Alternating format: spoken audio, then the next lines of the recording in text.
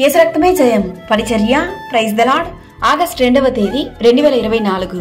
ఈరోజు దేవుని వాక్యము, అలసియున్న వారి ఆశను తృప్తిపరచుదును, కృషించిన వారినందరినీ నింపుదును. యిర్మీయా గ్రంథము 31వ అధ్యాయం 24వ వాక్యము. సజీవుడు సర్వ సృష్టికర్త అయిన దేవుడే మన యేసయ్య. ఆయనను విశ్వసించు ప్రతి ఒక్కరూ దేవుని దీవెనలు పొందుకొనెదరు. సొమ్మసిల్లిన వారికి బలమిచ్చువాడు ఆయనే, శక్తిహీనులకు బలాభివృద్ధి కలుగజేయువాడు ఆయనే. యెహోవా కొరకు ఎదురుచూచువారు నూతన బలము పొందుదురు.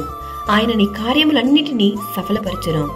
శాశ్వతమైన ప్రేమతో నేను నిన్ను ప్రేమించుచున్నాను గనుక విడువక నీ ఎడల కృప చూపుచున్నాను అని దేవుని వాక్యం సెలవిస్తున్న విధముగా నీ ప్రతి పరిస్థితి ఆయనకు తెలుసు.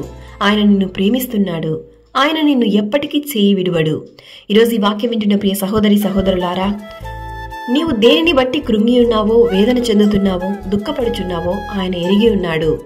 దేవుని వాగ్దానములు నీ జీవితంలో ఇంకా నెరవేరలేదని బాధపడుచున్నావా? అలసియున్న వారి ఆశను తృప్తిపరచుదును, కృషించిన వారినందరినీ నింపుదును అని దేవుడు ఈ దినాన వాగ్దానమిస్తున్నాడు. ఆయన ఇచ్చు బహుమానము ఆయన యొద్దనే ఉన్నది కనుక అలసియున్న వారి ఆశను ఆయన ఈ దినాన సంపూర్ణమైన దీవెనలతో మిమ్మల్ని తృప్తిపరచును గాక. ఆమేన్. God bless you.